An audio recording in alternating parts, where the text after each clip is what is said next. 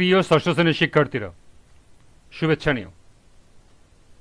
আজকে আমি তোমাদের গণিত বিষয়ের নতুন বই থেকে চতুর্থ অধ্যায় অনুশীলনী 4.3 থেকে সমাধান করে দেব।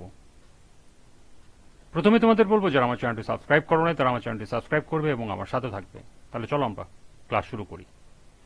গণিত অনুশীলনী 4.3, এখানে দেওয়া আছে যোগ করো 1 থেকে 12, অর্থাৎ 12টি অঙ্ক দেওয়া আছে, যোগ করতে হবে। তো চলো আমরা প্রথম থেকে শুরু করি। 1 নম্বর অঙ্ক লক্ষ্য করে, এখানে দুটি রাশি দেওয়া আছে। প্রথম রাশি হলো 3a প্লাস 4b এবং দ্বিতীয় রাশি হলো a প্লাস 3b। রাশি দুটি যোগ করতে হবে। তো চলো এখন এর সমাধান দেখে নিই।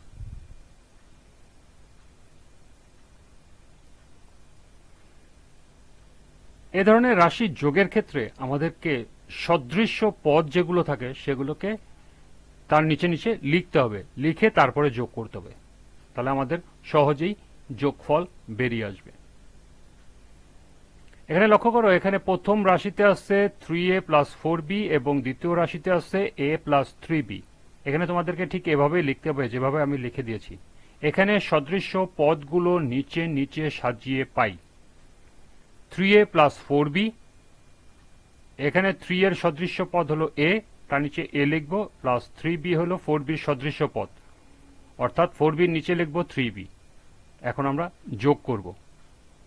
সরাসরি আমরা যেভাবে পাটিগণিতে যোগ করি ঠিক সেভাবেই যোগ করব।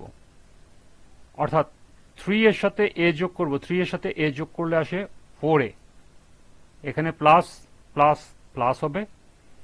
আর 4b সাথে 3b যদি যোগ করি, 4 আর 3 যোগ করলে হয় 7, সদৃশ্য পদ হলো b, অর্থাৎ 7b। তাহলে আমাদের নির্ণয় যোগফল হবে 4a প্লাস 7b। এটি হলো উত্তর।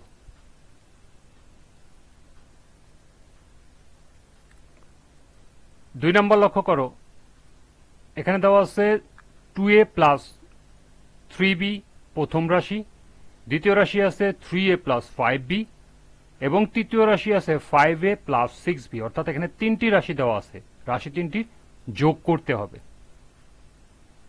তো চলো এখন আমরা সমাধান দেখে নিই।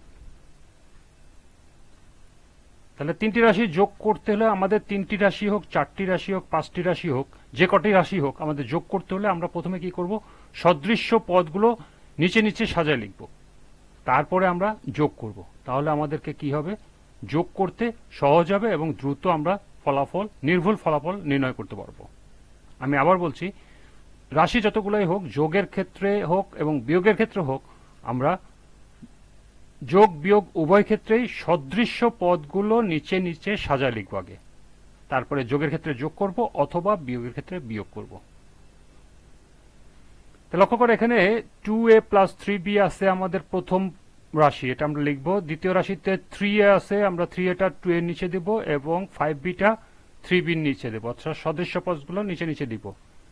আবার তৃতীয় রাশিতে আছে 5a, 5a-টা আমরা এর নিচে দিব এবং 6b-টা b এর নিচে দিব, দিয়ে আমরা একটা দাগ দিয়ে পাটিগণিতের মতো আমরা যোগ করব। এখন লক্ষ্য করে, এখানে আছে 2a, এখানে আছে 3a, এখানে আছে 5a, মানে সদৃশ্য পদ সবগুলোই হলো a। তার মানে আমাদেরকে এই সংখ্যাগুলো যোগ করলেই হবে, অর্থাৎ 2 যোগ 3 যোগ 5, 2 যোগ 3 হলো 5, 5 যোগ 5 হলো 10, আর সদস্য পদ হলো a। তার মানে হলো আমাদের যোগফল আসলো 10a। আবার সবগুলো যেহেতু প্লাস আছে তাহলে আমাদের প্লাস হবে। আবার এখানে সদৃশ্য পদ b, তার মানে আমাদের এখানে সদৃশ্য পদ যখন একই থাকবে তখন আমরা শুধু সংখ্যাগুলো যোগ করব।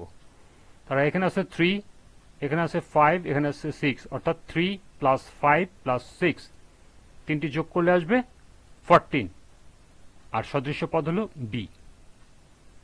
তাহলে আমাদের যোগফল বেড়ে গেল 10a প্লাস 14b। এটাই হলো নির্ণেয় যোগফল।